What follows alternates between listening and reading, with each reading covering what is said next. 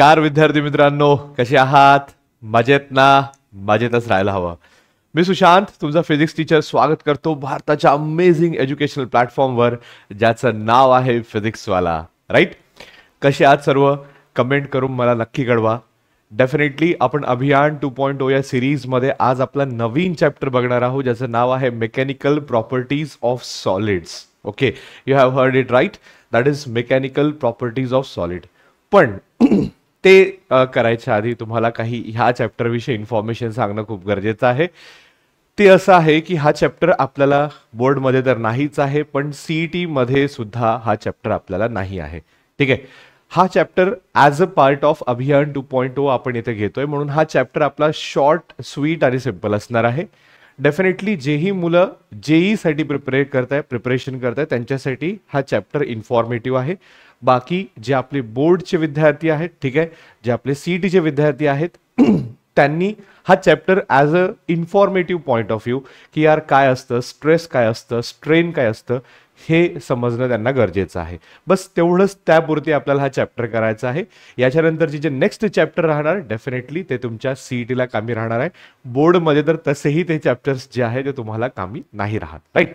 पण हा एक आहे की त्याचे बेसिक्स जे आहेत, जेवढं मी इथे बेसिक्स घेतोय ते जर तुम्ही व्यवस्थित केले तर डेफिनेटली आज नाही तर उद्या तुम्हाला त्याचा फायदा होणारच आहे. राईट? तर सुरू करूया अभियान महाराष्ट्र 2.0 चा आपला नवीन चॅप्टर, ज्याचं नाव आहे मेकॅनिकल प्रॉपर्टीज ऑफ सॉलिड्स. है ना? काय नाव आहे बाळ ह्या चॅप्टरचं? Mechanical properties of solids. आता डेफिनेटली बघा, जेव्हा आपण मेकॅनिकल प्रॉपर्टीज ऑफ सॉलिड्स बघतोय तर डेफिनेटली आपण सॉलिड विषय काही ना काही घेऊ, है ना? आणि मेकॅनिकल म्हटल्यावर फोर्स आलत समझा. राइट? फिर इस चैप्टर में हम क्या देखने वाले, पहले एक बार इंट्रोडक्शन में यानी क्या देखने वाले वो देखेंगे. सबसे पहले तो हम इंट्रोडक्शन देखेंगे, उसके बाद इलेक्ट्रिक बिहेवियर ऑफ सॉलिड्स, ठीक है, स्ट्रेस एंड स्ट्रेन देखेंगे, हुक्स लॉज देखेंगे, Young's modulus, bulk modulus and modulus of rigidity, ठीक है, इसके डेफिनेशंस देखेंगे. उसके बाद पॉइजन्स रेशियो क्या होता है, फिर स्ट्रेस स्ट्रेन कर्व देखेंगे, ठीक है, स्ट्रेन एनर्जी का फॉर्मूला देखेंगे, हार्डनेस क्या होता है ये देखेंगे हम, ठीक है, फ्रिक्शन इन सॉलिड्स देखेंगे, ओरिजिन इन फ्रिक्शन देखेंगे एंड टाइप्स ऑफ फ्रिक्शन देखेंगे. तो ये जो टाइप्स ऑफ फ्रिक्शन है ये आपको डेफिनेटली काम में आएगा सर्कुलर मोशन में, यानी ही रोटेशनल डायनामिक्स में और सामने कहीं भी. बराबर?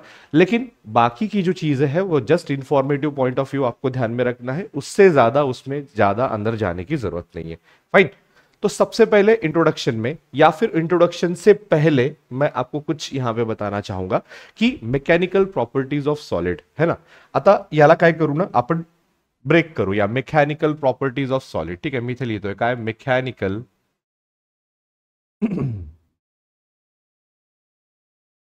मेकॅनिकल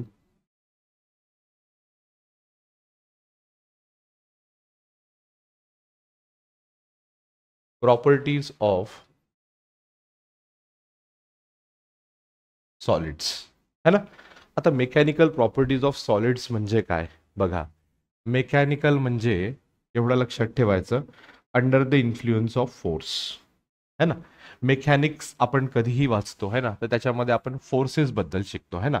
मी इथे लिहून घेतोय काय, मेकॅनिकल म्हणजे काय, under the influence of force.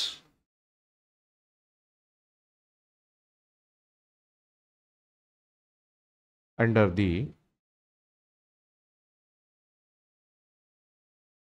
Influence of force, है ना, याला काय म्हणायचं, मेकॅनिकल म्हणायचं. आणि डेफिनेटली सॉलिड्स म्हणजे आपण जे तीन मॅटर्स आहेत, सॉलिड, लिक्विड आणि गॅस, ऑब्विसली त्याच्यापेक्षा आणखी दोन आहेत, है ना, प्लाझ्मा आणि बोन्स ऑइन्स्टाईन स्टेट. बट ठीक आहे, आपल्याला सॉलिड, लिक्विड आणि गैसेस बद्दलच इथे आपण थोड़सा सीमित रहूं, यहाँ पे बस थोड़ा सा हम वहाँ पे लिमिटेड रहेंगे कि जब कभी भी फोर्स अप्लाई होगा किसके ऊपर, सॉलिड्स के ऊपर, तो सॉलिड में क्या हो सकता है या फिर सॉलिड उसको कैसे रिएक्ट करता है ना, ये सारी चीजें हम इस चैप्टर में देखने वाले हैं. अब डेफिनेटली एक बात बताओ, आप बोलोगे सर सॉलिड को मैंने फोर्स अप्लाई किया अनबैलेंस्ड वाला तो सामने जाएगा, वो तो मोशन परफॉर्म करेगा, ये तो मोशन इन प्लेन में हमने देखा ही है. नहीं, ये इस पर्टिकुलर चैप्टर में क्या हो रहा है, ऑब्जेक्ट के ऊपर बैलेंस फोर्स एक्ट होगा दोनों साइड से, चारों साइड से, 6 साइड से, पूरे यानी equal and opposite forces act होंगे तो उसके इंफ्लुएंस में सॉलिड का क्या हाल होगा, राइट। अब सीधी सी बात है बेटा, देखो मैं यहां पे आपको बता दूं कि अगर ये एक क्यूब है, किसका क्यूब है, मान लो एक मेटल क्यूब है, लाइक आयरन क्यूब, ठीक है, मैं यहां पे लिख देता हूं that is what iron.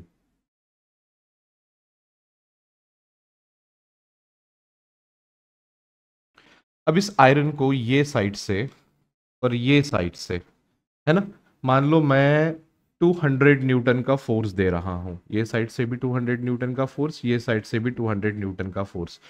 So definitely क्या ये कोई मोशन परफॉर्म करेगा? नहीं सर, कोई मोशन यहाँ पे परफॉर्म नहीं होगा। मग काय होणार इथे? डेफिनेटली याचे जे इंटरमॉलिक्युलर डिस्टन्सेस आहे त्याच्यामध्ये काहीतरी कमी जास्त होणार, म्हणजेच याचं शेप जे आहे किंवा याचं साईज जे आहे ते त्याच्यामध्ये काही ना काही बदल येणार आहे। आपण बघा दोनही साईडनी असं फोर्स लावलं तर आपण म्हणतो मराठी की तो चपकलाय, है ना, इकडनं तिकडनं प्रेस झालेला आहे, बरोबर, तेच इथे शिकायचं आपल्याला। जेव्हा केव्हा आपण एखाद्या सॉलिडला, है ना, दोनही साईडनी फोर्स देतोय, इक्वल अँड अपोजिट फोर्सेस समजून घ्या, तेव्हा तो काय होणार, त्याचा साईज आणि शेप मध्ये चेंज येऊ शकते त्याच्या, बरोबर आहे। सपोज करा हे हे असं न करता हे दोनही फोर्स मी इथे न ठेवता याला इथे एका याला अटॅच केलेला आहे, रिजिड सपोर्टला अटॅच केलेला आहे, ठीक आहे। आणि सपोज करा खाली, किंवा असं म्हणण्यापेक्षा हा ब्लॉक नको, ठीक आहे, ब्लॉक इथे नाही बसणार, एक सेकंड, ठीक आहे, मी याला इथे काढतोय। सपोज करा एक सपोर्ट आहे आणि त्या सपोर्टला, ठीक आहे, मी एक वायर अटॅच केलेला आहे, असं लॉंग वायर अटॅच केलेला आहे। मग मी काय केलंय, ह्या वायरला इथे खाली जे आहे हळूहळू इथे वेट वाढवत जातोय, वेट जे आहे ते वाढवत जातोय, तर काय होणार, वायरची जी लांबी आहे ती वाढणार, सरळची गोष्ट आहे। म्हणजे होत काय आहे, जेव्हा केव्हा तुम्ही एखादी ऑब्जेक्ट फिक्स ठेवता आणि त्याच्यावर फोर्स अप्लाय करता, बरोबर, फिक्स ठेवायचं आहे ऑब्जेक्टला, फिक्स ठेवायचं आहे, त्याला मूव्ह नाही होऊ द्यायचं आहे, आणि त्याच्यावर जेव्हा तुम्ही फोर्स ऍक्ट करता तर डेफिनेटली त्याच्यामुळे त्याच्या साईज आणि शेपमध्ये काही ना काही प्रॉब्लेम येईल, प्रॉब्लेम इन द सेन्स काही ना काही डिफरन्स येईल, आणि त्यालाच आपण इथे स्टडी करणार आहोत, right. So definitely mechanical of properties of fluid मध्ये आपण काय शिकणार आहोत, मी इथे लिहून घेतोय काय, note, here we will study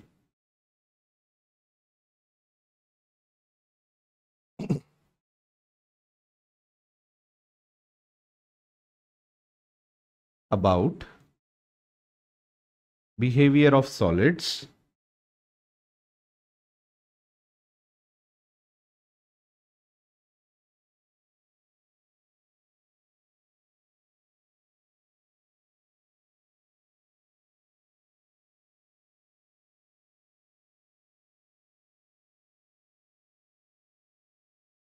under the influence of force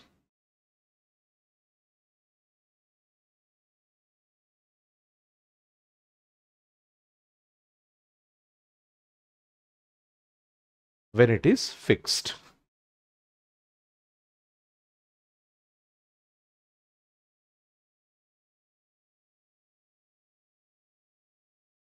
है ना, जेव्हा तो फिक्स असणार त्याच्या त्याच्या त्या पर्टिक्युलर पोझिशनवर जर आपण त्याच्यावर फोर्स ऍक्ट करतोय, है ना, तर तो कसं बिहेव करेल, कसं काय म्हणायचं, त्याच्यामध्ये बदल येतील, ह्या सगळ्या गोष्टी आपल्याला बघायच्या आहेत, बरोबर।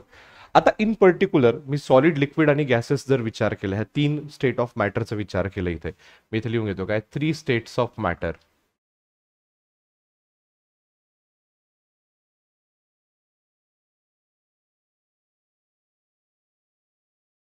है ना। 3 स्टेट ऑफ मॅटर मध्ये तुम्हाला माहिती आहे, पहिला आहे सॉलिड, दुसरा आहे लिक्विड, आणि तिसरा आहे बेटा गॅसेस, है ना। या तिघांमध्ये आपण एका पॉइंटमध्ये डिफरन्शिएट करू शकतो काय, की सॉलिडमध्ये इंटरमॉलिक्युलर फोर्सेस जास्त असतात, लिक्विडमध्ये कमी, आणि गॅसेसमध्ये त्याच्यापेक्षाही कमी, म्हणजे जे 2 मॉलिक्यूल असतील सॉलिडमध्ये त्याच्यामधला फोर्स जे आहे ते जास्त असणार आहे ॲज कम्पेअर्ड टू लिक्विड आणि गॅसेस। हे तुम्हाला क्लिअर माहिती पाहिजे, बरोबर, आणि ते माहीत असणारच. त्याच्याचमुळे सॉलिड जे आहे ते कॉम्पॅक्ट असतं, लिक्विड थोडं कमी कॉम्पॅक्ट असतं, आणि गॅस जे आहे ते एकदम काय असतं बेटा, स्प्रेडेड असतं, है ना. म्हणजे त्याला काय म्हणायचं, कॉम्पॅक्ट नसतं बिलकुलच, राइट. तो मैं यहां पे लिख दूं क्या कि सॉलिड लार्ज इंटरमॉलिक्यूलर, लार्ज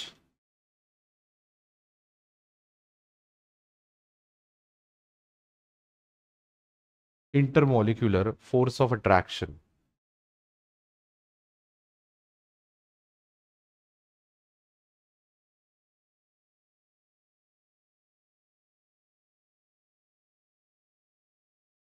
है ना. लिक्विड में लेस देन सॉलिड्स, है ना, आणि इथे लेस देन लिक्विड्स.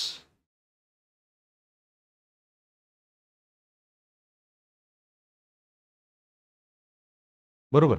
आता बघा, तुम्ही पाण्यावर कुठलाही फोर्स ऍक्ट कराल, है ना. आता तुम्ही म्हणाल सर एका चेंबरमध्ये आपण त्याला टाकू आणि मग फोर्स अप्लाय करू, नाही तसं नाही. नॉर्मली तुम्ही हातावर पाणी घ्या आणि त्याला फोर्स अप्लाय करण्याचा प्रयत्न करा, है ना. त्याच्यामध्ये तुम्हाला काही असं हे दिसणार नाही की काय म्हणू, चेंज इन शेप होत आहे किंवा साईज होत आहे, कारण आपल्याला माहिती आहे लिक्विडला कुठलाही शेप आणि साईज नसते. ते त्या कंटेनरचा शेप घेते ज्याच्यामध्ये आपण त्याला टाकतोय, बरोबर. अगदी त्याच प्रकारे गॅसेस सुद्धा तसंच बिहेव करतात. लेकिन अगर मैं सॉलिड की बात करूं तो उनको एक डेफिनेट शेप एंड साइज होता है, और वो इसलिए होता है क्योंकि उनमें इंटरमॉलिक्यूलर फोर्स ऑफ अट्रैक्शन ज्यादा होता है, बराबर. तो अगर मान लो मैं उसको चेंज करने की कोशिश करूं, यानी बहुत ज्यादा फोर्स है, दो मॉलिक्यूल में बहुत ज्यादा फोर्स है, यानी अगर मान लो ये मैं सॉलिड की अगर यहां पे बात करूं, अब ये दो जो मॉलिक्यूल्स है वो मान लो ऐसे लगे हुए हैं, है ना, पास पास में है, उनमें इंटरमॉलिक्यूलर फोर्सेस बहुत ज्यादा है. अगर मान लो इनको मैं इधर से इधर खींचने की कोशिश करूं, मान लो इसको मैंने यहां पे खींच के यहां लेके आया और इतना डिस्टेंस मैंने बढ़ा दिया, बराबर है, यानी इसको इधर लेके आया और इसको इधर लेके आया, तो सीधी सी बात है बेटा, अगर दोनों में फोर्स ऑफ अट्रैक्शन है तो दोनों क्या करेंगे, एक दूसरे के पास आने की कोशिश करेंगे, यानी यहां पे क्या होगा, अपोजिंग फोर्स आएगा. यानी अगर सॉलिड में मैं दो मॉलिक्यूल को एक दूसरे से दूर ले जाने की कोशिश करूं तो वो मुझे अपोज करेंगे और एक दूसरे के पास आने की कोशिश करेंगे. बात समझ में आ गई, बराबर है.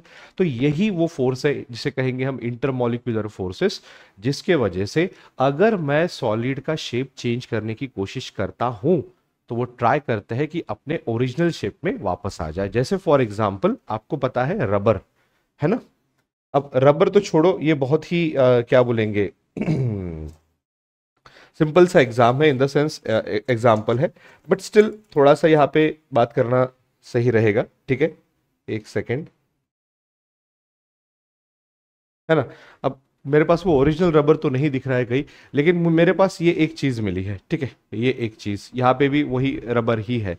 अब देखो इसको मैं हल्का सा खींच सकता हूँ, ये दिख रहा है, लेकिन छोड़ने के बाद वापस अपनी जगह आ रहा है ना.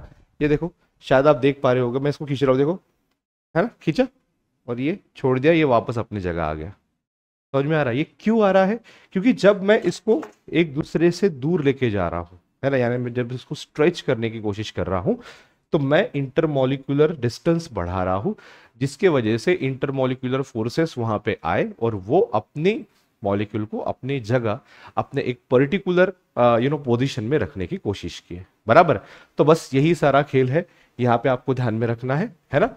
सो this is what your intermolecular forces attractive होते हैं बेटा, ठीक है. Large intermolecular force of attraction, ठीक है, इंटर मॉलिक्यूलर फोर्सेस. लेकिन ये जो इंटरमॉलिक्यूलर फोर्सेस है वो एक पर्टिकुलर पॉइंट तक ही रहते हैं. अगर मान लो आपने बहुत जोर से खींचा तो वो जो भी चीज है वो टूट जाएगी, बराबर है. तो इंटरमॉलिक्यूलर फोर्सेस एक पर्टिकुलर लिमिट तक ही रहेगी. अभी ये स्टडी हमको क्यों करना चाहिए, या फिर इस चैप्टर को हमको क्यों पढ़ना चाहिए, क्योंकि अगर आप देखोगे बेटा कि बड़े बड़े ब्रिजेस हो गए, हमारे स्टील रॉड्स हो गए, है ना, उनमें भी यही चीजें होती है कि जब हम उसके ऊपर लोड ज्यादा देते हैं तो वो अपने पोजीशन से दूर हो जाते हैं, लेकिन लोड रिलीज करने के बाद अपने पोजीशन पे वापस आ जाते हैं।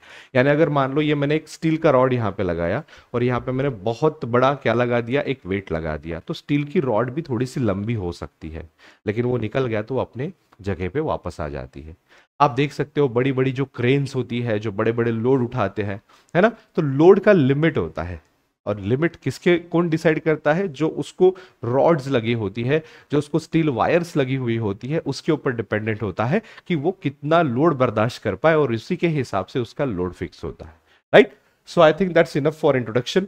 सीधा चलेंगे अभी हम इंट्रोडक्शन में। जो मैंने अभी आपको पढ़ाया वही यहाँ पे लिख के दिया है। देखो क्या बोलते हैं, when a force is applied to a solid which is not free to move, the size or shape or both change due to change in the relative positions of the molecules। है ना, ये जो मैंने आपको बताया relative positions of the molecule, है ना।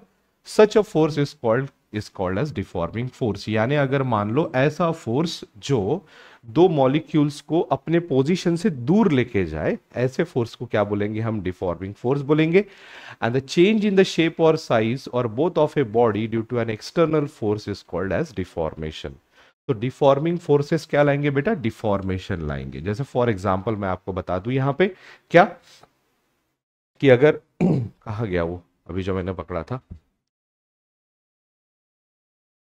एक सेकेंड, कहीं दिख नहीं रहा मुझे, ठीक है, बट स्टिल अगर आप थोड़ा सा रिवाइंड करके देखोगे जो मैंने अभी आपको करके बताया था, है ना, कि मैंने उसको जस्ट ऐसा क्या किया था, स्ट्रेच किया था, तो मैंने कौन सा फोर्स अप्लाई किया? दैट इज डिफॉर्मिंग फोर्स, जिसके वजह से उसमें क्या आया? डिफॉर्मेशन आ गया। बराबर, ये देखो मिल गया मुझे, मैं बताऊं आपको, ये दिख रहा है ना, तो ये मेरे पास है एक रबर, है ना, ये दिख रहा है क्या रबर? नहीं दिख रहा है, दिख रहा है, ठीक है, एक सेकेंड, हाँ अभी दिख रहा है थोड़ा बहुत, है ना। तो अभी मैं इसके ऊपर क्या लगा रहा हूँ? डिफॉर्मिंग फोर्सेस लगा रहा हूँ, तो ये देखो अपने रिलेटिव पोजीशन से अलग अलग हो जाता है, ये देखो, है ना। और जब मैं छोड़ दूं तो ये वापस अपने पोजीशन में आ जाता है। तो जो फोर्स लगाया वो डिफॉर्मिंग फोर्स, और जिसके वजह से चेंज आया शेप और साइज में, तो वो हो जाएगा तुम्हारा डिफॉर्मेशन। ठीक है, सो दैट इज इट। उसके बाद चलेंगे इलास्टिक बिहेवियर ऑफ सॉलिड। अभी कौन से सॉलिड लोड देने पे अपने लोड देने पे लॉन्ग होंगे या फिर शेप और साइज चेंज करेंगे, और छोड़ देने पे वापस अपनी जगह आ जाएंगे? कोई कोई सॉलिड्स ऐसे होंगे, कुछ कुछ ऐसे नहीं होंगे। जैसा अपन मराठीत काय म्हणू, कणिक, है ना, आटा, आटा को गूंदने के बाद क्या होता है, अगर मान लो मैं उसको स्ट्रेच करूं तो वो तो लंबा हो जाएगा, लेकिन छोड़ दूं तो अपने जगह पे आ जाता है क्या? वो नहीं। बराबर, तो कोई कोई ऐसी चीज होती है बेटा कि जिसके ऊपर जब फोर्स एक्ट होगा तो वो अपना शेप और साइज चेंज करेगी, और जब निकाल दिया तो वापस अपनी जगह आ जाएगा, यानी अपने जैसा फिक्स वापस हो जाएगा, जैसे मैंने अभी आपको एग्जांपल बताया। लेकिन कुछ ऐसी भी चीजें होंगी कि जिनके ऊपर फोर्स एक्सर्ट करने के बाद वो अपना शेप या फिर साइज या फिर दोनों चेंज करेंगे, लेकिन जब मैं वो फोर्स निकाल दूं तो अपने ओरिजिनल पोजीशन या फिर ओरिजिनल शेप और साइज नहीं ले पाएंगे। बराबर है, तो उसी के ऊपर ये डेफिनेशन है। क्या है इलास्टिसिटी या फिर इलास्टिक बॉडी? क्या है ये देखो, ऐसी बॉडी, है ना, ऐसी बॉडी जिसके ऊपर फोर्स एक्ट होने के बाद वो अपना शेप और साइज चेंज करेगी, लेकिन फोर्स निकालने के बाद या फिर लोड निकालने के बाद अपना ओरिजिनल शेप और साइज रिगेन करेगी। देखो, if the body regains its original shape and size after removal of deforming force, it is called as elastic body. मैं यहां पे लिख देता हूं क्या, बॉडी रिगेन्स, मैं यहां पे सिर्फ रिगेन को अंडरलाइन करूंगा, है ना। और अगर मान लो बॉडी रिगेन नहीं हो रहा है तो उसे क्या बोलेंगे? प्लास्टिक बोलेंगे, है ना। और द फिनोमिना को क्या बोलेंगे हम? प्लास्टिसिटी। यहां पे देखो, if the body not regain its original shape and size and retain its altered shape or size upon removal of deforming forces, it is called as plastic body, है ना। यानी जिसमें आपने अल्टर कर दिया, जहां पे आपने अल्टर कर दिया वही शेप और साइज वो पकड़ के रह जाएगी। जैसे फॉर एग्जांपल मैंने अभी अभी बताया, आटा, आटे को बुनो, बुनने के बाद उसको स्ट्रेच करने की कोशिश करो आप, स्ट्रेच होने के बाद छोड़ दो, वो वापस अपनी जगह आएगा क्या? नहीं। स्ट्रेच करने के बाद का जो भी पोजीशन है वो एक्वायर कर लेगी, और इसलिए उसको क्या बोलेंगे हम बेटा? प्लास्टिक बॉडी बोलेंगे, और इसी को बोलेंगे हम प्लास्टिसिटी। एक छोटा सा और टॉपिक है, दैट इज परफेक्टली इलास्टिक, है ना। ये क्या चीज है?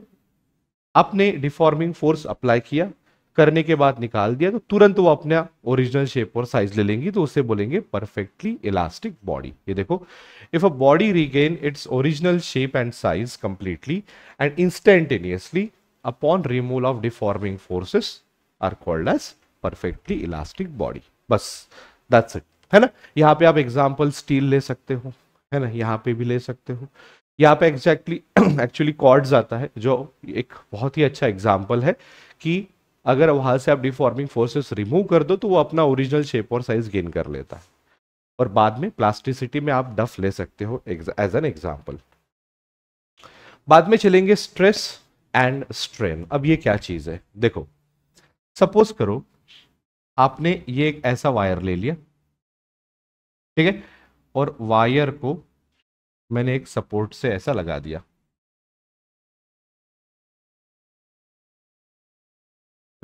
और यहां पे मैंने लगा दिया लोड। लोड लगाने की वजह से मान लो ये जो वायर की नेक्स्ट पोजीशन है वो कुछ ऐसी हो गई, यानी वो थोड़ा सा क्या हो गया, स्ट्रेच हो गया। पहले लेंथ इतनी थी, अभी लेंथ हो गई इतनी, है ना, यानी ये है आपकी ओरिजिनल लेंथ। और जो इसमें डिफरेंस आया यानी चेंज आया, that is what, del L, that is change in the length. वो जो छोटा डिस्टेंस दिख रहा है ना आपको, that is called as what, change in the length और डेल एल। सीधी सी बात है, जब मैंने इस लोड के थ्रू क्या एग्जर्ट किया बेटा, फोर्स एग्जर्ट किया। अब देखो लोड की जगह में सीधा ऐसा फोर्स लगा देता हूं यहां पे।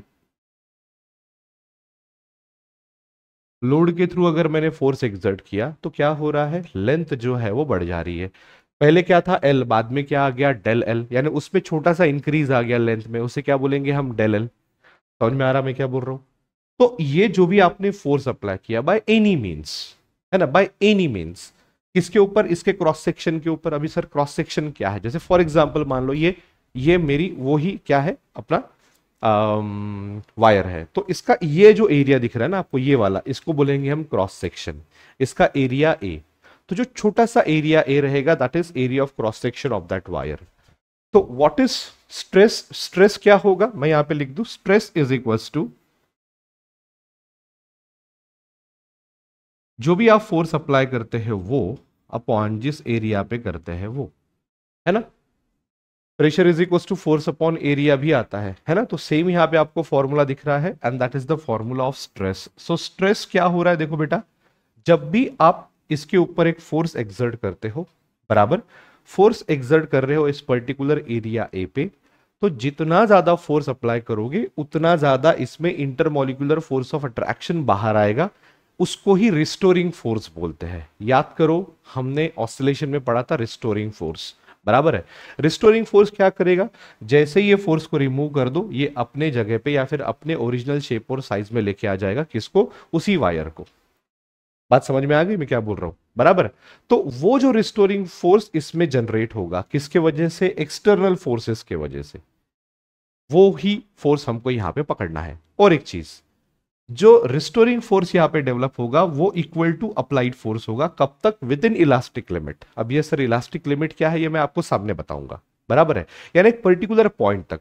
उसके बाद अगर आपने फोर्स अप्लाई किया तो या तो वो टूट जाएगा या तो फिर अपने ओरिजिनल शेप और साइज में नहीं आ पाएगा। हम स्ट्रेस स्ट्रेन कर्व देखेंगे तब आपको समझ में आ जाएगा। तो सीधी सी बात है, अगर मैंने फोर्स को अप्लाई किया यहां पे, बराबर है, तो जितना फोर्स अप्लाई किया उसमें उतना ही रिस्टोरिंग फोर्स जनरेट होगा। जो जितना लेंथ बड़ा है उसको वापस अपने छोटी लेंथ में लेके जाने की कोशिश करेगा।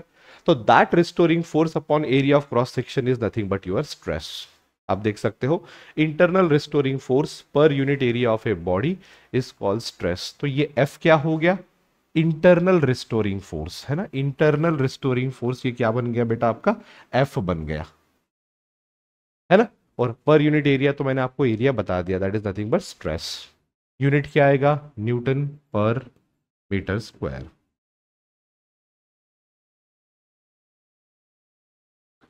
आई बात ध्यान में। अब स्ट्रेन क्या है, स्ट्रेन क्या है, बड़ा सिंपल है, बड़ा सिंपल है। जो भी चेंज इन द लेंथ आया divided by original length that is your strain. देखो strain is defined as the ratio of change in the dimension of the body to its original dimension. अब change in the dimension यहाँ पे कितना आया, del L, है ना। तो ये क्या हो गया, मान लो मेरा strain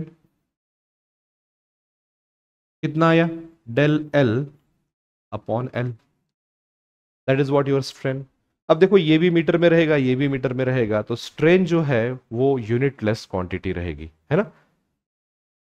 so that is your strain. अब जरूरी नहीं है कि हमेशा लेंथ बढ़े, वॉल्यूम भी बढ़ सकता है ना, शेप भी कम ज्यादा हो सकता है। तो जो जिसके हिसाब से बढ़ेगा, यानी लेंथ बढ़ रहा है, वॉल्यूम बढ़ रहा है, साइज और साइज चेंज हो रहा है वहां पे, है ना, शेप चेंज हो रहा है वहां पे, तो उसके हिसाब से अलग अलग आपको स्ट्रेन देखने को मिलेंगे। तो ये हो गया स्ट्रेस और ये हो गया स्ट्रेन का नॉर्मल डेफिनेशन। अब उसके अलग अलग टाइप्स है ना, यानी कोई लेंथ बढ़ाता है, कोई वॉल्यूम बढ़ाता है, कोई शेप या फिर साइज शेप बोलूंगा मैं, साइज नहीं शेप बोलूंगा, कम ज्यादा करेगा, तो उसके हिसाब से स्ट्रेस और स्ट्रेन आएगा, बराबर है। जो स्ट्रेस लेंथ कम ज्यादा करे उसे बोलेंगे टेंसाइल स्ट्रेस या फिर कॉम्प्रेसिव स्ट्रेस, और जो स्ट्रेन आएगा वही टेंसाइल स्ट्रेन आएगा। देखो, stress produced by a deforming force acting along the length of a body और a rod is called tensile stress और अ लॉन्जिट्यूडनल स्ट्रेस। और अगर मान लो वो कम करता है लेंथ को तो उसको कॉम्प्रेसिव स्ट्रेस बोलते हैं। And the strain produce is called tensile strain. फॉर्मूले वही आएंगे, फॉर्मूले कौन से आएंगे? स्ट्रेस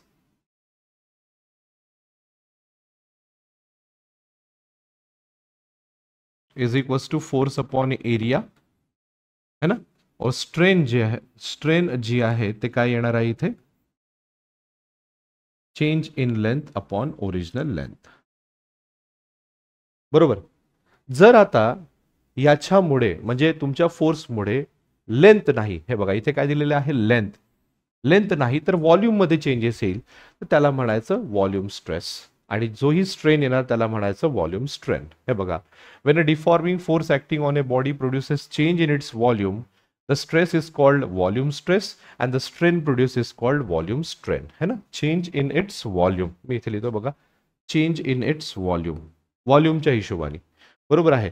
या केसमध्ये स्ट्रेसचा फॉर्म्युला सेम येणार आहे, स्ट्रेस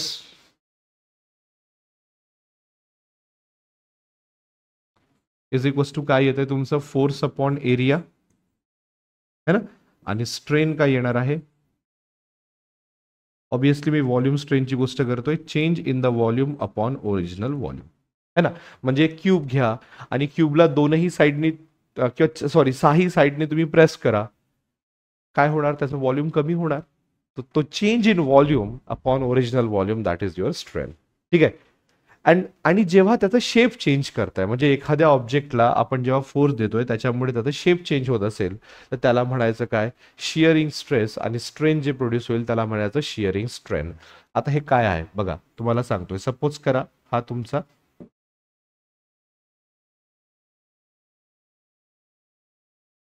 हा ओरिजिनल तुमचा ऑब्जेक्ट आहे, आणि याच्यावर मी जेव्हा फोर्स अप्लाय केलं, है ना,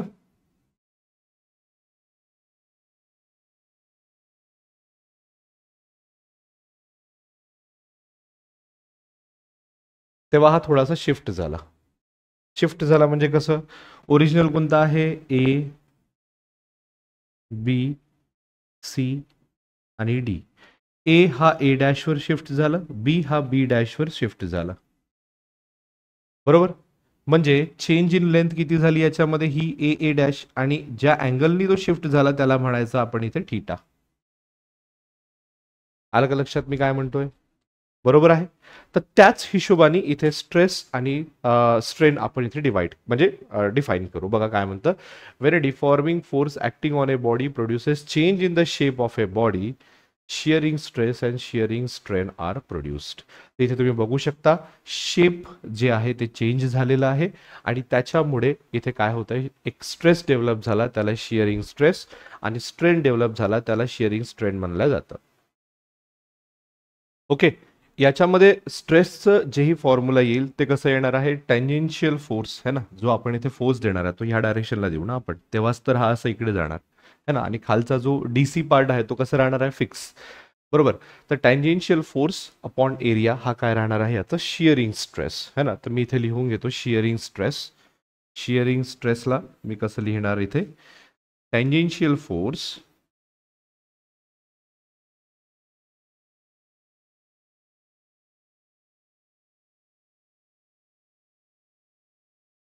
अपॉन एरिया, हे काय होतं तुमचं शिअरिंग स्ट्रेस. आणि शिअरिंग स्ट्रेन बघा काय होतंय, change in dimension upon original dimension. बघा change in dimension A A dash, original dimension suppose करा हे आहे, है ना. तर हा आपला टॅन थीटा बनतो बघा, अपोजिट अपॉन ऍडजेसंट, है ना. So shearing stress is equals to काय तुमचं del L upon L and that is equals tan theta. आता युजली हा थीटा खूप स्मॉल असतो आणि tan theta for very small angle is nothing but equal to theta. ह्या केसमध्ये आपल्याला असे फॉर्म्युले मिळतात, बरोबर. समोर चालूया, हुक्स लॉ. आता बघा हुक्स काय म्हणतो. हुक्स लॉ खूप सिंपल आहे. Within elastic limit stress is proportional to strain. म्हणजे जेवढा जास्त तुम्ही फोर्स अप्लाय कराल पर युनिट एरिया, तेवढा जास्त change in the dimension upon original dimension तुम्हाला मिळेल. आणि सरळशी गोष्ट आहे यार, कमॉन. एखादी तुमचं काय वायर आहे, त्याला तुम्ही जेवढं फोर्स द्याल तेवढी त्याची लेंथ वाढेल ना. मग तेच आहे, पण हे सगळं विथ इन इलास्टिक लिमिट, हे लक्षात ठेवायचं. बघा स्टेटमेंट काय म्हणतंय, विथ इन इलास्टिक लिमिट, हे महत्वाचं आहे. इलास्टिक लिमिट के बाहर ये फॉलो नहीं होगा. तो within elastic limit stress is directly proportional to strain. तो ये देखो स्ट्रेस अपॉन स्ट्रेन क्या मिल जाएगा, कांस्टेंट, है ना. यानी इसके हिसाब से कैसे होगा, इसके हिसाब से कैसे होगा, जो भी स्ट्रेस है ना, is directly proportional to strain.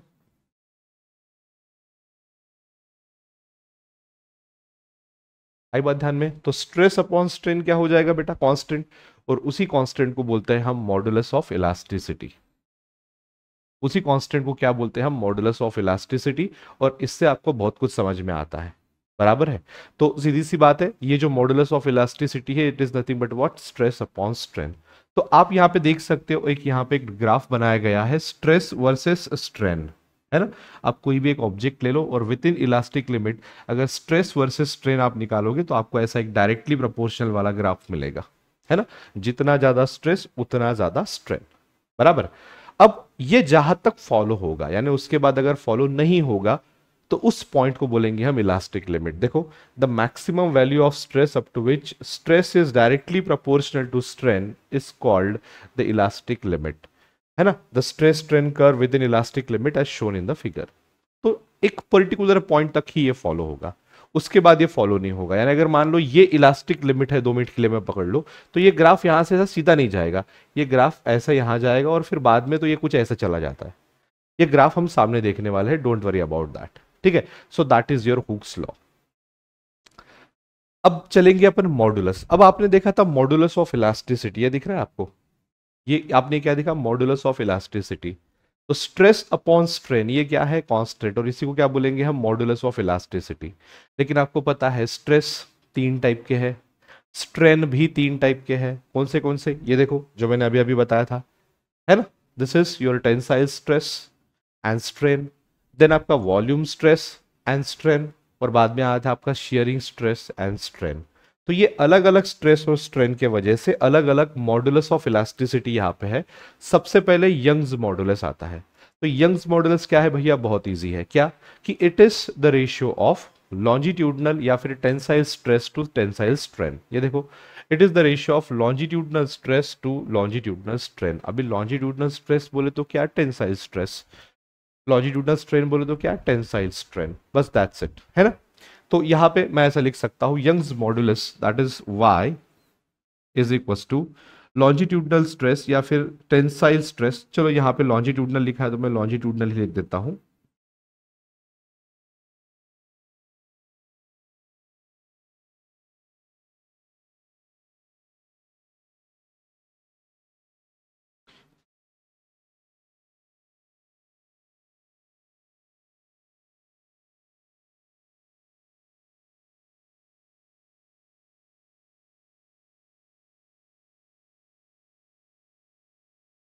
Strain, है ना. अब लॉन्जिट्यूडनल स्ट्रेस क्या होता है बेटा, force.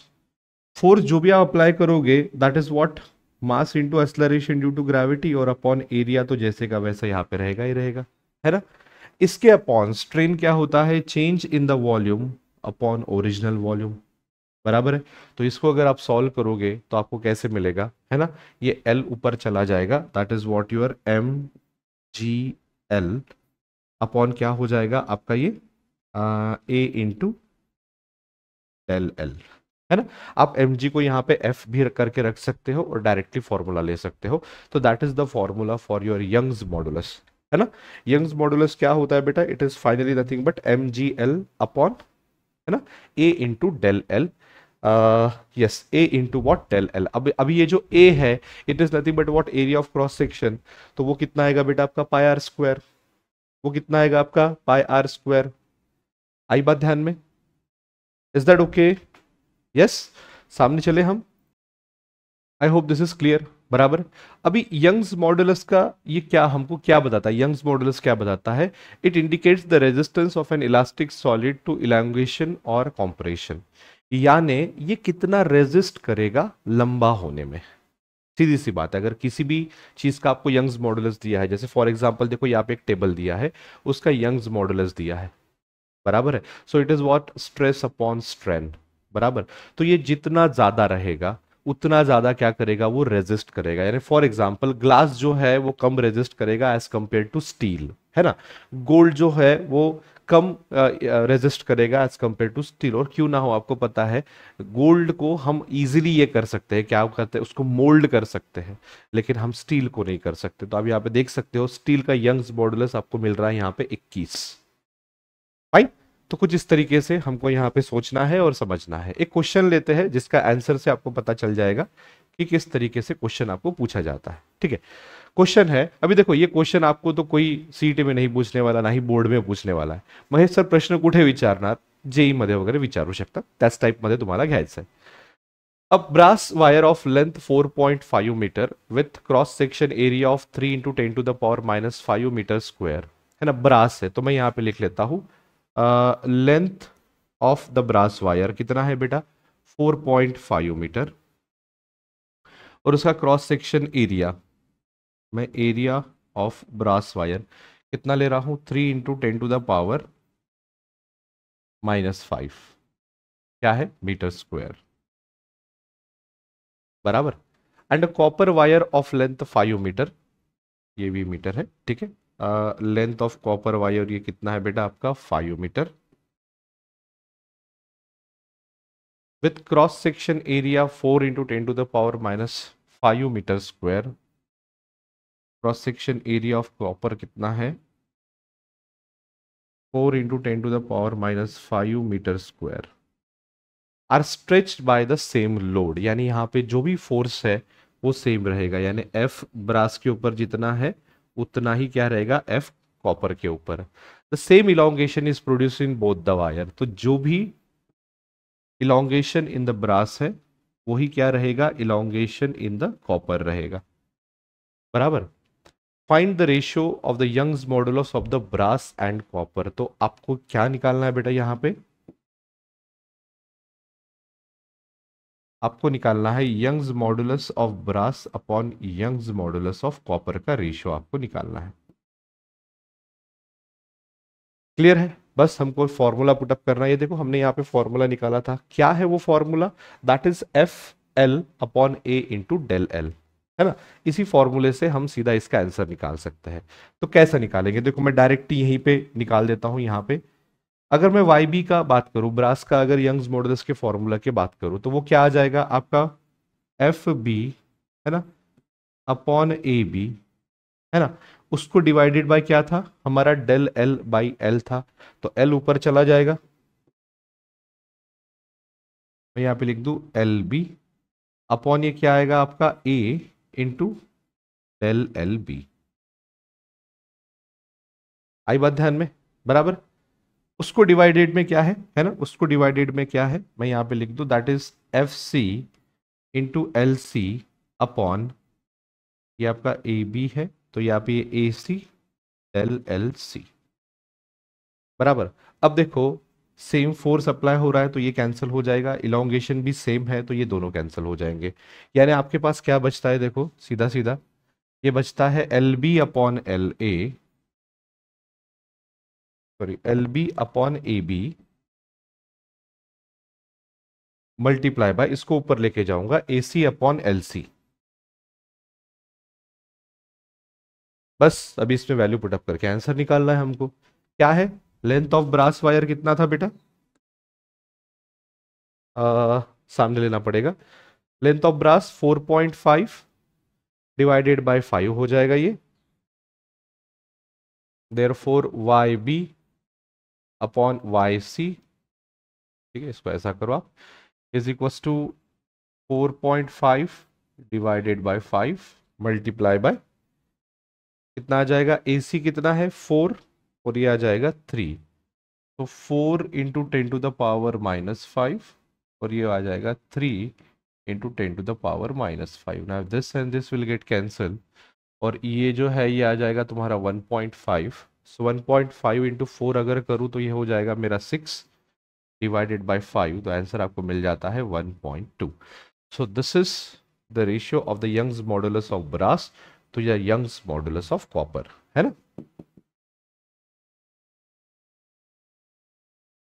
That is equal to 1.2, बस ये ध्यान में रखना है। Okay, a wire of length 20 metre and area of cross section is subjected to load दिया है आपको, द इलॉन्गेशन प्रोड्यूस दिया है, कैलकुलेट द यंग्स मॉडुलस, बस अभी के जैसा है। ये आपको मैं होमवर्क दूंगा, क्यों होमवर्क दूंगा, क्योंकि बहुत ही इजी है, बस आपको पुट द वैल्यू और गेट द आंसर करना है। ठीक है, मैं यहाँ पे आपको फॉर्मूला लिख दूं, Young's modulus is equal to कितना होता है, F by A into capital L by del L, है ना, या फिर एल बाई डेल एल आप ऐसे भी लिख सकते हो, आपकी मर्जी। Is that okay? Homework, this is your what, homework. तो ये हो गया हमारा यंग्स मॉडुलस। अब उसी के तरह बल्क मॉडुलस है। अब यंग्स में हमने टेंसाइल स्ट्रेस और टेंसाइल स्ट्रेन लिए, बल्क में हम वॉल्यूम स्ट्रेस और वॉल्यूम स्ट्रेन लेंगे। ये देखो, it is defined as the ratio of volume stress to volume strain, that's it, है ना। ये क्या देगा, जैसे वो हमने अभी अभी देखा था, क्या यंग्स मॉडुलस किसको दर्शाता है कि वो कितना अपोज करेगा फॉर इलॉन्गेशन, सॉरी, है ना, it indicates the resistance of an elastic solid to elongation या फिर कॉम्प्रेशन। उसी की तरह ये जो हमारा बल्क मॉडुलस है वो वॉल्यूम को अपोज कितना करेगा वो बताएगा। अब जहां पे भी वॉल्यूम की बात आती है ना, वॉल्यूम की बात आती है, तो ये चीज हम गैसेस और लिक्विड में ज्यादा अप्लाई करते हैं, सॉलिड में तो करेंगे लेकिन गैसेस और लिक्विड में हम देखेंगे। So the bulk modulus measures the resistance offered by gases, liquids और solid while an attempt is made to change their volume, है ना। तो मैं यहां पे लिख दूं bulk modulus K is equals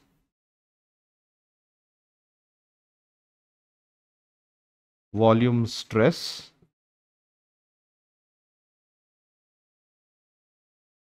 upon volume strain,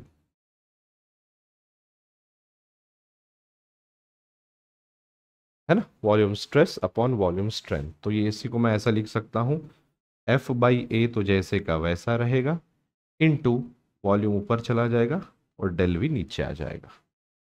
is that okay? So that is your K, that is volume, sorry bulk modulus. यहाँ पे आप देख सकते हो बल्क मॉडुलस अलग अलग चीज का यहाँ पे दिया गया है, just go through it, you will get to know about this. Question है, a metal cube of side 1 mm is subjected to a force, the force acts normally on the whole surface of the cube and its volume changes by this, the bulk modulus of the metal is this, calculate the change in the pressure, है ना। आपको क्या निकालना है, change in the pressure निकालना है। Okay, अब change in the pressure कैसे निकाला जाए, देखो हमने यहाँ पे फॉर्मूला क्या देखा था, यहाँ पे आपको दिख रहा है F V upon A into del V, right. अब चेंज इन द प्रेशर कैसे होगा सॉरी तो कैसे कर सकते हो आप इसको, देखो वो बोल रहा है चेंज इन प्रेशर निकालो। अब देखो क्रॉस सेक्शन एरिया तो सेम ही रहेगा, तो चेंज इन द प्रेशर क्या होगा, change in the force divided by area. बात समझ में आ रही है, यानी change in pressure is nothing but what, change in F by A. सीधी सी बात है, मैं इसी फॉर्मूले को ऐसे भी लिख सकता हूं क्या, कि that is equal to DP V upon del V, है ना। ये भी एक अल्टरनेट फॉर्मूला है किसका, हमारे बल्क मॉडुलस का। Is that okay? राइट, बड़ा ही सिंपल है, आप इसको कर सकते हो, राइट। तो अब ये डीपी यानी ही चेंज इन द प्रेशर होता है, तो एक सेकंड में इसको एक काम कर लेता हूं, मैं ऐसा लिख सकता हूं del P V upon del V, है ना। इसको आप डेरिवेटिव फॉर्म में ऐसा भी लिख सकते हो, dp v अपॉन dv। बस यहाँ पे आपको वैल्यू पुटअप करके आंसर निकालना है ना। तो यहाँ पे आप देख सकते हो, एक सेकेंड,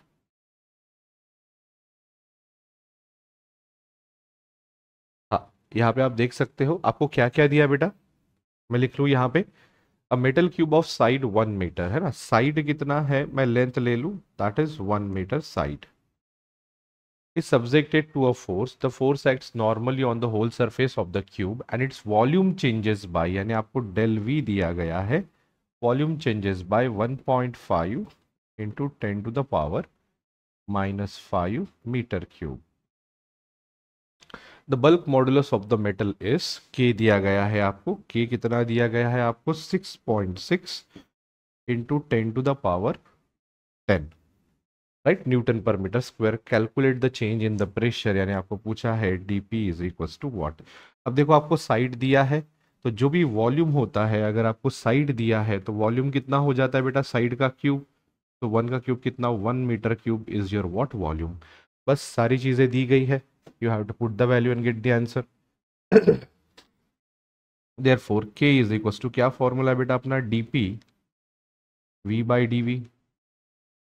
तो change in the pressure DP कितना हो जाता है, के डी वी बराबर अपॉन वी। के दिया गया है, डीवी दिया गया है, वी दिया गया है, तीनों वैल्यू पुटअप करना है और आंसर निकालना है। सो के कितना है, 6.6 इंटू 10 टू द पावर 10, ठीक है। चेंज इन द वॉल्यूम कितना बेटा, 1.5 into 10 to the power minus 5। अब डिवाइडेड बाय वॉल्यूम, ये तो 1 ही है, उसको देखने की कोई ज़रूरत नहीं है, ठीक है। इसको सॉल्व करेंगे,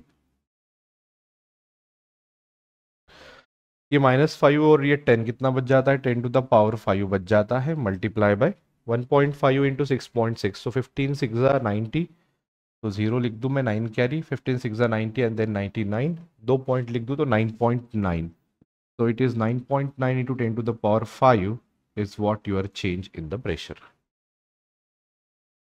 इज दैट क्लियर?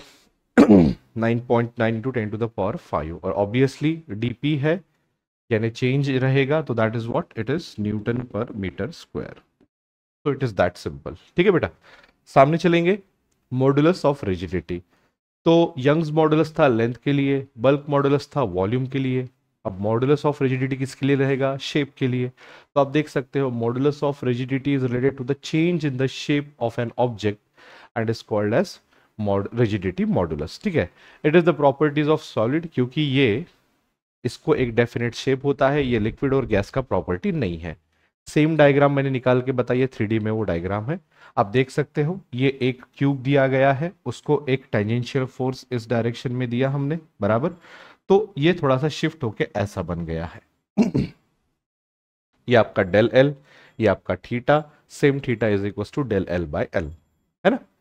इसी का फॉर्मूला देखो, shear stress upon shearing strength, F upon A upon theta, that is F upon A theta, that's it. इन दोनों का फॉर्मूला हमने पहले भी, यहाँ पे आपको दिए गया है रिजिडिटी मॉडुलस के ऑफ सम फैमिलियर मेटल्स। आप यहाँ पे देख सकते हो, लीड, एल्यूमिनियम, आखिरी में आपको स्टील ही मिल रहा है हर जगह, यानी सब चीज को अपोज करने वाला, ज्यादा से ज्यादा अपोज करने वाला आपको स्टील ही मिल रहा है। बाकी ब्रास है, कॉपर है, ये तो है ही है, लेकिन सबसे ज्यादा आपको मिलता है स्टील।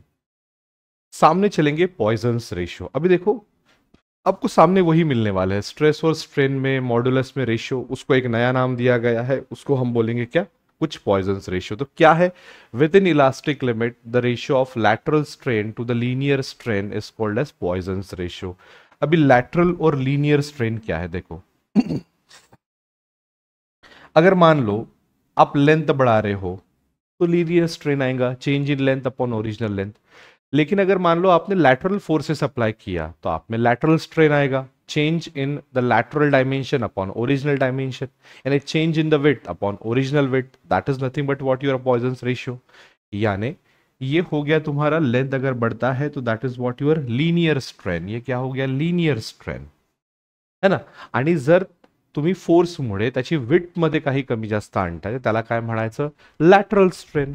तर त्याच रेशिओला काय म्हणायचं आपण, त्या दोघांच्या रेशिओला आपण काय म्हणायचं, त्याला म्हणायचं आपण पॉयझन्स रेशिओ, है ना. आता कारण की तो स्ट्रेनचा रेशिओ आहे तो डेफिनेटली तो युनिटलेस राहणार आहे, है ना. आणि काही मटेरियलचे पॉयझन्स रेशिओ इथे दिलेला आहे. ठीक आहे. त्यानंतर स्ट्रेस स्ट्रेन कर्व हा सगळ्यात इम्पॉर्टंट टॉपिक आहे ह्या चॅप्टरचा. कसं, कारण याच्यामध्ये तुम्हाला नक्की कळेल की एखादी कुठलाही एलिमेंट असेल किंवा सबस्टन्स असेल तो under the influence of force कसं बिहेव करतो, है ना. जैसा आप यहाँ पे देख सकते हो कि शुरुआत में जब मैं क्या कर रहा हूं, एक एक एलिमेंट का ऐसा वायर ले रहा हूं, ठीक है, और इसको एक अटैच कर रहा हूं एक सपोर्ट को, और सपोर्ट को अटैच करने के बाद मैंने यहाँ पे क्या लगा दिया बेटा, एक लोड लगा दिया, यानी यहाँ मैंने एक फोर्स लगा दिया. इस फोर्स की वजह से क्या होगा, स्ट्रेस बढ़ेगा, स्ट्रेस के वजह से स्ट्रेन बढ़ेगा, यानी change in length upon original length, यानी जितना चेंज आएगा वो बढ़ते जाएगा, लेकिन ये एक इलास्टिक लिमिट तक रहेगा, उसके बाद नहीं. तो देखो कैसे होता है स्ट्रेस और स्ट्रेन. ये देखो शुरुआत में जब मैंने स्ट्रेस बढ़ाते गया तो स्ट्रेन बढ़ते गया, तो आपको यहां से लेके ए तक, ये पॉइंट तक आपको क्या मिल रहा है, बिल्कुल प्रोपोर्शनल लिमिट मिल रहा है. Stress is proportional to strain.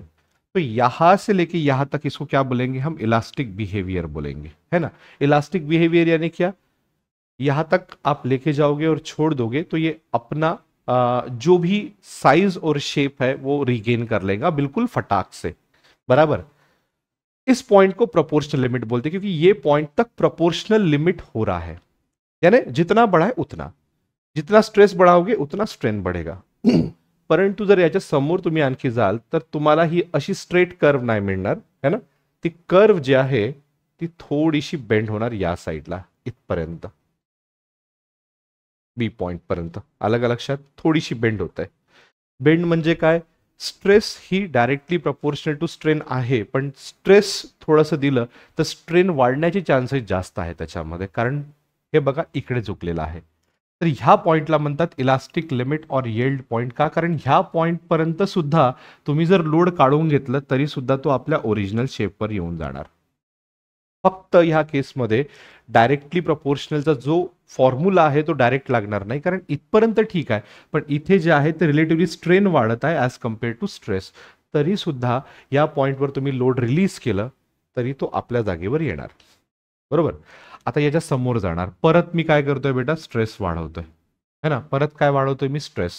पण थोडासाही स्ट्रेस जरी वाढवला तरी स्ट्रेन त्याच्यामध्ये आता भरपूर यायला लागलेला आहे. सी पॉइंट पर्यंत मी आलो आणि सी पॉइंटवर आल्यानंतर मी तो लोड काढून घेतला तर तो परत आपलं जेही साईज आणि शेप आहे ते रिगेन करण्याचा प्रयत्न करेल, पण त्याच्यामध्ये एक परमानंट काय येणार आहे, एक सेट येणार आहे. परमानंट सेट म्हणजे काय, म्हणजे आधी समजा तुमची ही 10 सेंटीमीटर असेल किंवा 10 मीटरची जर लेंथ असेल, बरोबर. लोड काढलं तुम्ही कुठल्या पॉइंटवर, सी पॉइंटवर, तेव्हा काय होणार आहे, तो 10 मीटरवर नाही राहणार, तो 11 मीटरवर येऊन थांबणार. 11 ते 10 तो जाणारच नाही, त्याला म्हणायचं काय, परमानंट सेट, बरोबर. ह्याच्या पलीकडे जर तुम्ही वाढवतच गेले स्ट्रेस तर हा कर्व असं मिळतंय आणि एक पॉइंट येतो ज्याला म्हणू डी, त्याला म्हणायचं फ्रॅक्चर पॉइंट. फ्रॅक्चर पॉइंटवर काय होतं बेटा, ही जी लेंथ आहे ती वाढत वाढत जाणार. म्हणजे सपोज काय, हे कसं होतं बघा, जसं तुम्ही लोड वाढवणार है ना, तसं एका, हे बघा इथपर्यंत ओरिजिनल लेंथ होती, मग हळूहळू परत वाढतोय. ही का आली तुमची, हे आली तुमची प्रोपोर्शनल लिमिट, है ना, ही आली तुमची प्रोपोर्शनल लिमिट, बरोबर. प्रोपोर्शनल लिमिटवर तुम्ही सोडून द्या, वापस हा एवढं होऊन जाणार, बरोबर. मग थोडंसं परत त्याला लांब, म्हणजे परत थोडंसं त्याला फोर्स द्या, तो आपल्या इलास्टिक लिमिट पर्यंत पोहोचेल इथे, तेव्हा सुद्धा काय होणार आहे, सोडून द्याल, वापस इथपर्यंत येणार आहे, बरोबर आहे, आलं लक्षात. त्याच्या पलीकडे तुम्ही सी पॉइंट पर्यंत त्याला खिचा, इथपर्यंत आला, मग सोडून द्या, तो ओरिजिनल लेंथवर नाही येणार, त्याच्यापेक्षा जी थोडीशी जास्त लेंथ आहे त्याच्यावर येणार, त्याला म्हणूया आपण परमानंट सेट. तर हा एवढा पार्ट काय झाला, परमानंट सेट झाला तुमचं, बरोबर. आणि त्याच्या पलीकडे जर तुम्ही घेऊन गेले, असं सरळ सरळ सरळ घेऊन गेले तर काय होतंय, एका पॉइंटवर तिथे इथे आल्यावर एक फ्रॅक्चर क्रिएट होईल आणि त्याच्यानंतर ती स्ट्रिंग जी आहे किंवा ती जी वायर जी आहे ती तुटून पडणार आहे, बरोबर. याला म्हणायचं स्ट्रेस स्ट्रेन कर्व. मी परत एकदा सांगतो, एक वायर घ्यायचं, त्याला एका सपोर्टला लावायचं, सपोर्टला लावल्यावर त्याच्यावर लोड अप्लाय करायचं. जसं तुम्ही लोड वाढवत जाणार, स्ट्रेस वाढवत जाणार, फोर्स पर युनिट एरिया वाढवत जाणार, तसं त्याच्यामध्ये इलॉंगेशन येत जाणार, म्हणजे स्ट्रेन वाढत जाणार. तर तर स्ट्रेस प्रपोर्शनल टू स्ट्रेन येणार तुमचं ए पॉईंट पर्यंत. ए पॉईंट पर्यंत काय तुमचं प्रपोर्शनल लिमिट, म्हणजे जेवढा स्ट्रेस तेवढा स्ट्रेन. पण एच्या पलीकडे तुम्ही बी पर्यंत जाताय तर थोडंही स्ट्रेस वाढवलं तर स्ट्रेन त्या प्रमाणात थोडं जास्त वाढतंय. तरी सुद्धा बी पॉईंटवर आल्यावर तुम्ही लोड जर रिलीज केलं, म्हणजे जेवढंही स्ट्रेस तुम्ही अप्लाय केलं तेवढं पूर्ण जरी काढलं असतं तरी ते वापस आपल्या ओरिजिनल साईज आणि शेपमध्ये येतं, है ना. म्हणजे मॅक्स टू मॅक्स लिमिट कुठली आहे, इलास्टिक लिमिट. आलं लक्षात, मी तुम्हाला सांगितलं होतं Hooke's law, within elastic limit stress is proportional to strain. हीच आहे तो फंडा. पण सपोज करा बीच्या समोर आणखी तुम्ही लोड वाढवलं, म्हणजे इथून वाढवलं 1 किलो 2 किलो, इथे 10 किलो पर्यंत आलो आपण, इथे 11 किलो झालं. पण 11 नंतर परत 12-13 किलो तुम्ही वाढवत गेले, म्हणजे थोडासा, आता 12-13 नाही, बिलकुल थोडा, 11.2 किलो 11.3 किलो असं जर वाढवत जर गेले आणि सी पॉईंटवर आल्यावर तुम्ही लोड पूर्ण रिलीज केलं तर हा पूर्णच्या पूर्ण आपला ओरिजिनल शेप आणि साईज रिगेन करणार नाही, है ना. तो काहीतरी त्याच्यामध्ये एक परमानंट लेंथ इन्क्रीज करून ठेवणार, त्याला म्हणायचं परमानंट सेट. म्हणजे 10 मीटरची जर तुमची रॉड असेल, त्याला सोडून दिलं कुठे, सी पॉईंटवर आल्यानंतर त्याच्यातून लोड पूर्ण काढून घेतलं तर त्याची 10 मीटर लेंथ नाही राहणार, ती थोडीशी इन्क्रीज होईल, 11 मीटर पर्यंत जाऊ शकते. त्याच्या पलीकडे तुम्ही थोडंसंही स्ट्रेस वाढवलं, म्हणजे 11.3 घेतलं, 4 घेतलं, 5 घेतलं, तरी सुद्धा भयंकर स्ट्रेन वाढतंय, म्हणजे लेंथमध्ये भयंकर इन्क्रीज होत आहे. म्हणजे बघा इन्क्रीज कसं होईल, एवढी लेंथ आहे, आधी हळूहळू हळूहळू इन्क्रीज होईल, हळूहळू, आणि मग बिलकुल डायरेक्ट सरळ अशी. आलं लक्षात कुठपर्यंत, जोपर्यंत ती तुटणार नाही तोपर्यंत. सो that is what your fracture point. त्या पॉईंटवर काय होतं बेटा, तुटून जात आहे ती, ठीक आहे. आणि डेफिनेटली मग त्या केसमध्ये ओरिजिनल शेप आणि साईज कुठेही तुम्हाला रिगेन होणार नाहीये, है ना.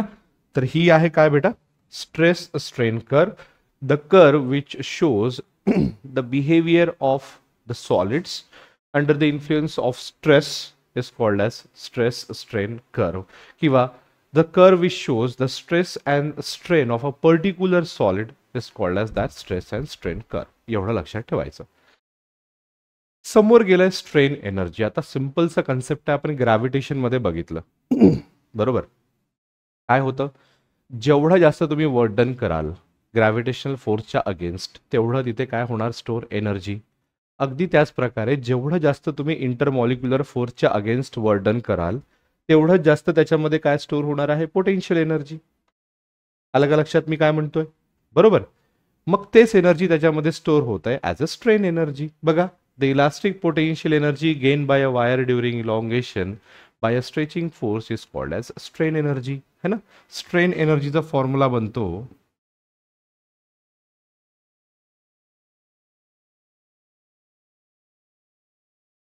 strain energy is equals to half of stress into strain.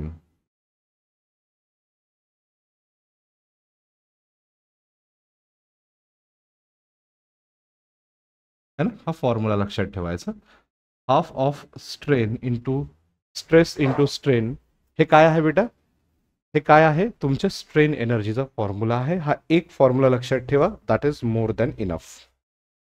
Fine.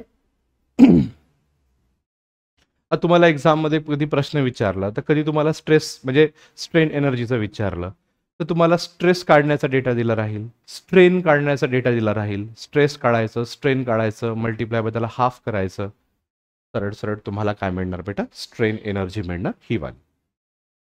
समोर चालूया हार्डनेस, है ना. हार्डनेस, हार्डनेस काय असते, hardness is the property of material which enables it to resist plastic deformation. Plastic deformation म्हणजे काय, ओरिजिनल साईज आणि shape तो गेनच करणार नाही. त्या लेवलपर्यंत जातपर्यंत जेवढं तोही अपोजिट करेल त्याला काय म्हणायचं, हार्डनेस. तुम्हाला माहिती आहे डायमंड सुपर हार्ड असतो, दिलं असेल इथे कुठेतरी. हे बघा, the most well known example of hard material is diamond. तर ते झाले त्याची हार्डनेस.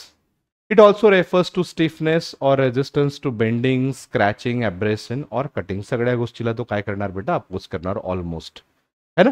जेवढं जास्त हार्डनेस राहील तेवढं जास्त तो अपोज करेल कशाला, डिफॉर्मेशनला. तुम्ही बघू शकता डफ म्हणजे कणिक, ती हार्ड असते का नाही, सॉफ्ट असते. तर तिला मोल्ड करणं किंवा त्याला स्ट्रेच करणं हे काही कठीण काम नाही आहे, पण स्टीलला मोल्ड करणं, स्ट्रेच करणं कठीण काम आहे. सो दॅट इज युअर हार्डनेस. आता बघूया आपण फ्रिक्शन इन सॉलिड्स, है ना. फ्रिक्शन काय असते, बरोबर. जेव्हा दोन सरफेस एकामेकाच्या कॉन्टॅक्टमध्ये येतात, है ना, आणि त्याला सपोज करा तुम्हाला त्याला समोर घेऊन जायचं आहे, तेव्हा हा फोर्स ऑफ फ्रिक्शन येतो. आलं लक्षात मी काय म्हणतोय. इथं स्टॅटिक फ्रिक्शन आणि कायनेटिक फ्रिक्शन दोनही आहे, पण तरी सुद्धा याला आपण बघूया काय आहे ते. ठीक है, तो फ्रिक्शन इन सॉलिड्स में, ठीक है, जैसे मैंने अभी अभी कहा था, क्या है फ्रिक्शन इन सॉलिड, क्या है the property which resist the relative motion between the surface in contact is called as friction. जैसे फॉर एग्जांपल देखो, अगर मान लो मैंने अपने हाथों में मैंने ये एक छोटा सा मोबाइल रख दिया और इसको अगर मान लो मुझे सामने ऐसा पुश करना है तो डेफिनेटली मुझे कोई ना कोई फोर्स लगेगा, बराबर. जितना एरिया ऑफ कॉन्टैक्ट इसका ज्यादा होगा उतना ज्यादा मुझे फोर्स अप्लाई करना पड़ेगा, जितना कम रहेगा उतना कम फोर्स अप्लाई करना पड़ेगा. अब सर आप ये क्या बोल रहे हो, देखो बहुत बड़ा एक पत्थर का बॉल है, ठीक है, बॉल है, लेकिन उसका सरफेस एरिया कितना कांटेक्ट में होता है नीचे यानी जमीन पे, बहुत कम, कुछ इस तरीके से, है ना. ये भले ही बहुत बड़ा आपको बॉल दिख रहा होगा, है ना, लेकिन इसका सरफेस एरिया कांटेक्ट में बहुत कितना है बेटा, कम है. लेकिन अगर मैं वही चीज ये ऐसा रख दूं यहाँ पे, आप देख रहे हो ये वाला, है ना, तो इसका मैक्सिमम एरिया जो है वो सरफेस के कांटेक्ट में है. तो जितना ज्यादा सरफेस एरिया कांटेक्ट में रहेगा उतना ज्यादा आपको फ्रिक्शन दिखाई देगा. शायद अब आपको समझ में आ गया होगा कि टायर्स जो होते हैं वो राउंड क्यों होते हैं, क्योंकि उसका ज्यादा एरिया ऑफ कांटेक्ट जो है वो सरफेस, रोड सरफेस के साथ नहीं होता, जिसके वजह से उसको सामने जाने में कोई दिक्कत नहीं होती, बराबर. तो फ्रिक्शन इन सॉलिड्स आप यहाँ पे देख सकते हो, the property which resist the relative motion between the two surface in contact is called as friction. ठीक है, सामने चलेंगे. ओरिजिन ऑफ फ्रिक्शन ये कहां होता है ना. It lies in the cohesive and adhesive forces. अभी कोहेसिव और अडहेसिव फोर्सेस क्या है बेटा, देखो कोहेसिव फोर्सेस वो फोर्सेस है जो सेम सब्सटेंस के बीच में या फिर सेम टाइप के मॉलिक्यूल के बीच में होता है, और अडहेसिव फोर्सेस वो फोर्सेस है जो डिफरेंट टाइप्स के मॉलिक्यूल में होता है. जैसे फॉर एक्झाम्पल मी इथे म्हणणार की जर कणिक आहे, कणिकच्या पार्टिकलमध्ये फोर्स ऑफ अट्रॅक्शन आहे, तो कोहेसिव्ह फोर्स झाला. का बरं, कारण तो सारख्या मॉलिक्युल्सच्या मधात आहे.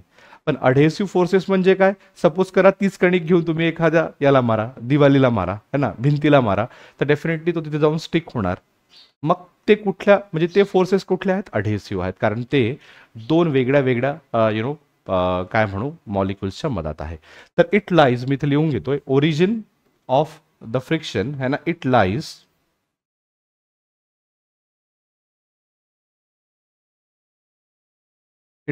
in cohesive and adhesive forces.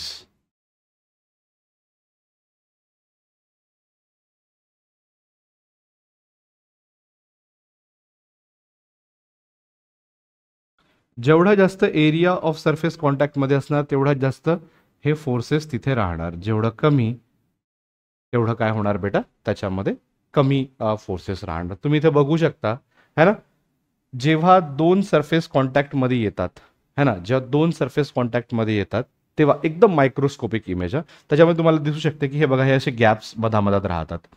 आता जेवढा जास्त काय होणार आहे, हा एरिया कॉन्टॅक्ट मध्ये राहणार आहे, तेवढा जास्त त्याला पकडून ठेवणार आहे. म्हणजे हे बघा, हे जे फोर्सेस आहेत हे एकामेकाला असे पकडून ठेवणार, एकामेकाकडे जाणारे जास्त असणार, आणि त्याच्यामुळे एक जो अपोजिशन फोर्स आहे तो जास्त राहणार समोर जाण्यासाठी. जेवढा कमी सरफेस तेवढं काय राहणार आहे, तुमचं कमी फोर्स लागणार आहे त्याला समोर येण्यासाठी. आता टाइप्स ऑफ फ्रिक्शन दोन टाइप आहे, एक स्टॅटिक फ्रिक्शन आहे.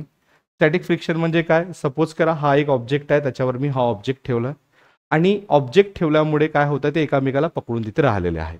जेव्हा मला इथे फोर्स लावावा लागेल याला समोर नेण्यासाठी, तर डेफिनेटली तो अपोज करणार.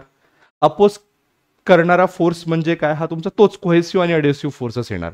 पण कारण की हा एका पर्टिक्युलर पॉइंटवर थांबलेला आहे म्हणून याला म्हणायचं स्टॅटिक फ्रिक्शन, है ना.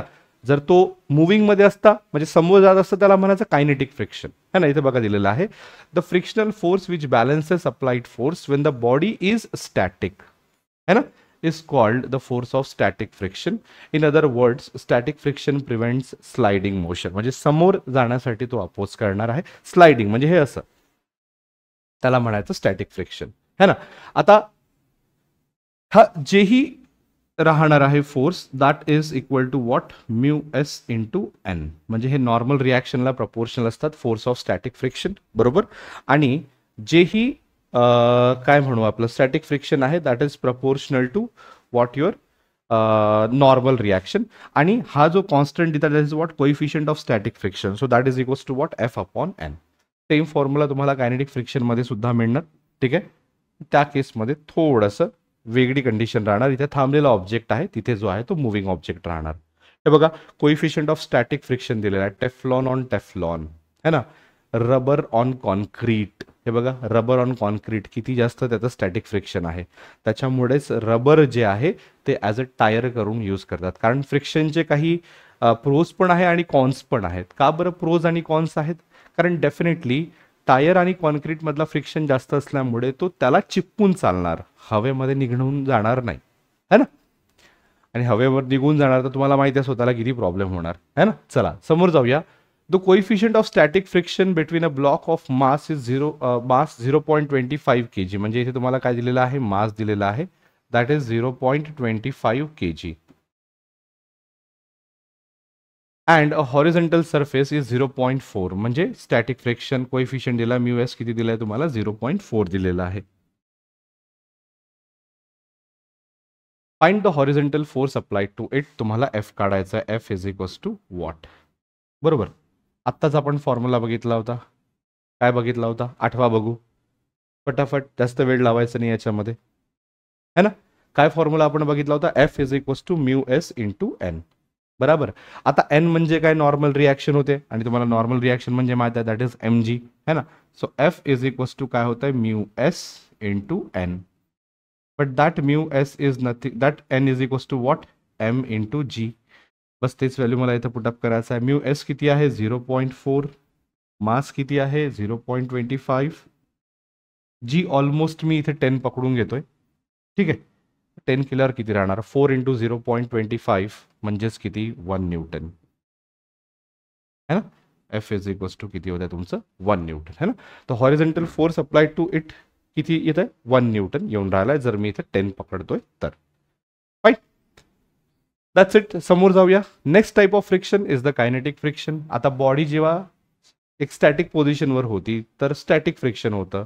आता डेफिनेटली ती जर मोशनमध्ये असेल तर ते काय होणार आहे कायनेटिक फ्रिक्शन. बघा the friction between two surface in contact when one body is actually sliding over the other body is called kinetic friction or dynamic friction. इथे सुद्धा तोच फोर्स जो आहे तो म्यू के इंटू एन राहणार आहे. म्यू के काय आहे, कोइफिशियंट ऑफ कायनेटिक फ्रिक्शन. बघा मी तुम्हाला सांगतो परत एकदा लक्षात घ्या. सपोज करा हा माझ्याकडे हा एक ऑब्जेक्ट आहे, हा बिलकुल रेस्टवर आहे. आता रेस्ट पासून त्याला समोर नेण्यासाठी जोही मला अपोजिशन ऑफर होत आहे ते कशामुळे होत आहे, स्टॅटिक फ्रिक्शनमुळे. पण एकदा त्याला कमी मोशनमध्ये आणलं आणि मोशनमध्ये आणल्यावर सुद्धा मला जे अपोजिशन होत आहे ते आहे kinetic friction. I hope this is clear. बरोबर. समोर चालू आहे इथे बघा coefficient of kinetic friction. Glass on Teflon on Teflon, rubber on concrete. हे बघा रबर ऑन कॉन्क्रीट इथे किती येते 0.25. थोडे इथे लक्ष द्या, इथे 0.25 येत आहे कायनेटिक फ्रिक्शन है ना. आणि इथे बघा रबर ऑन कॉन्क्रीट येत आहे 1. म्हणजे सुरुवातीला जो मॅक्सिमम फ्रिक्शन तो आपल्याला ऑफर करतो समोर जाण्यासाठी किंवा स्लाइड होण्यासाठी तो आहे 1. कुठे, कोइफिशियंट ऑफ स्टॅटिक फ्रिक्शन किंवा स्टॅटिक फ्रिक्शनमध्ये है ना. आणि तेच जर मी सपोज करा एकदा रोलिंग म्हणजे एकदा मी स्लायडिंगमध्ये आलो, स्लायडिंगमध्ये आल्यानंतर तो बघा कमी होऊन 0.25 होत आहे. आणि म्हणूनच रबर जे आहे ऑन कॉन्क्रीट किंवा आपण त्याला काय म्हणतो डांबर रोड जे म्हणतो ना आपण ज्याला है ना, त्याच्यावरती आयडियल असते. नेक्स्ट आहे रोलिंग फ्रिक्शन. आता रोलिंग फ्रिक्शन म्हणजे काय, एक बॉडी रोल होत आहे दुसऱ्यावर, तेवढ्या वेळेस जोही फ्रिक्शन तो आपल्याला देईल त्याला काय म्हणायचं, रोलिंग फ्रिक्शन म्हणायचं. सिम्पल. हे बघा friction between two bodies in contact when one body is rolling over the other. Slide नाही होत आहे, रोलिंग होत आहे. जसं फॉर एक्झाम्पल